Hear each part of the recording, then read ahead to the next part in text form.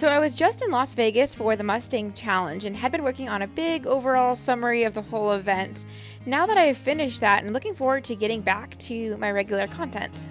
I had a few people asking about the wallet situation, what happened with that. So on my way to Vegas, I lost my wallet. So didn't have my ID, didn't have my cards the whole time I was here. Thankfully, a picture of my ID worked to get me into the hotel, and then I just Venmo'd people for cash. I really wasn't worried about that part. I feel like people really do help you out when you need help, but I was more concerned about how do I get home without my ID to go through security. Even that I wasn't too worried about. I mean, I figured this is something that's happened many times before, so I didn't lose any sleep over it. Being at the Mustang Challenge was really cool. One of my favorite things is just being with the people that are there, because they're coming from all over the nation, incredibly driven, hardworking people, and that's the stuff that really inspires and motivates me, and just seeing other people working really hard on their own dreams, and I don't know, it's really cool. The event ended with top 10 freestyle performances and the winner going home with $50,000, but you'll have to check out that video for more.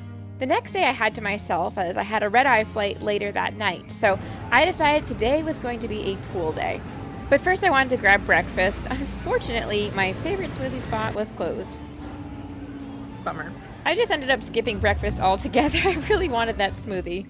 Then I went over to unwind at the pool, and this was absolutely amazing. Definitely the fanciest place I've ever been.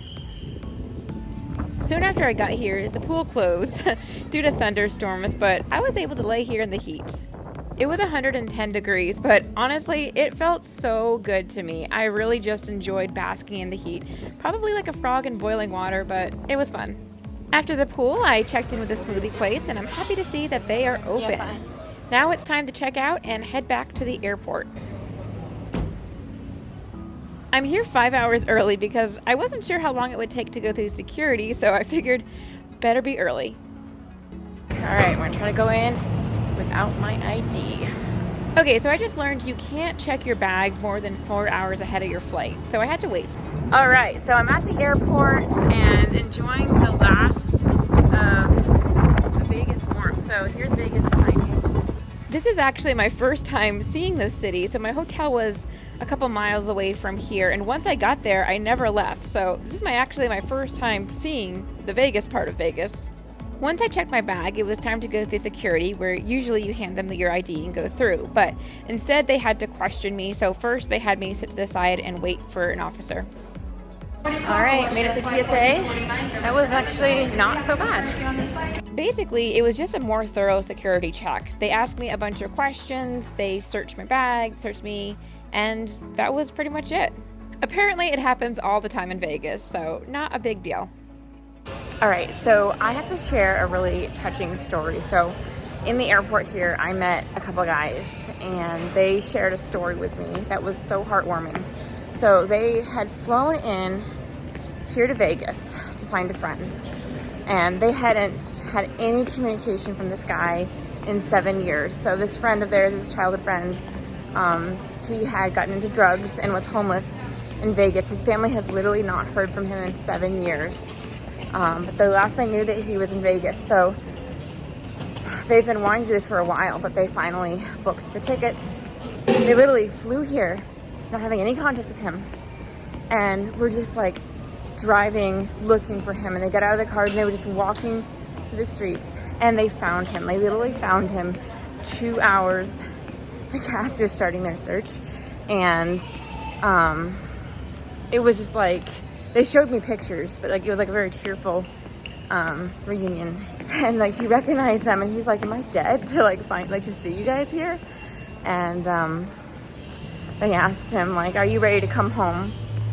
And he said yes. So they're trying to help him get home and get into a treatment program. And yeah, it was like really touching. I'm like, wow, like what friends to do that.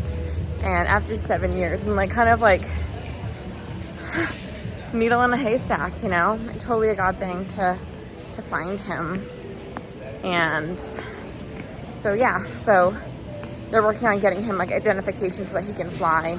And like they're going home right now, but they're like I don't know if they're gonna come back or how that worked out, but they bought him like all new clothes, fed him, and yeah, it was just such a cool story. So I just like really wanted to share that. I'm like, this just like, someone has to hear about this. This is like such the coolest thing ever.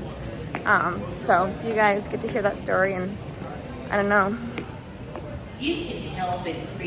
Hopefully that's encouraging. But anyway, I'm about to get on a plane.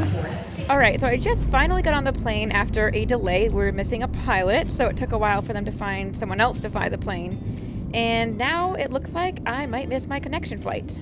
All right, that's my hotel. In relation to over here is the main strip, I guess, of Las Vegas. So you can see we were a little set out from the main city. And then it goes from city into desert. But anyway, time to nap.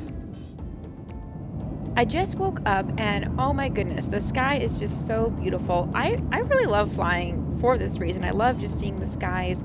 It just doesn't get old for me. As long as I have a window seat, I'm happy. Although I seem to have my fair share of flying troubles, I think partially because I fly out of a smaller airport. I always have a connection flight and there's an opportunity to miss a flight then. I fully expected to miss this connection flight, but they just announced we're getting in early and asked the aisle people to let those with tight connections get out first. Boarding has already started on my next flight, but I think I'm gonna make it if I run. All right, boarding started when we hit the gate and I barely made it. Yay! I successfully made it on my flight and I'm flying back to Vermont. Now, while I was in Vegas, Vermont has had a lot of rain and flooding. So as I'm flying in here, I can see that the rivers are very, very high. You can see how stirred up they are from the flooding. I'm just so glad I was out of town for at least this one because mentally I don't know if I could have handled that. Hi, sir. The first thing I did when I got home was check in with the boys. A big shout out to all the babysitters I had when I was gone. Now that I'm done my video from Vegas, please go check it out if you haven't already. I worked so hard on that, oh my goodness. But now that I'm done, I'm hoping to move on to my regular content here. And this is a heck of a lot more easier, so, or that was bad English, but anyway, bye guys.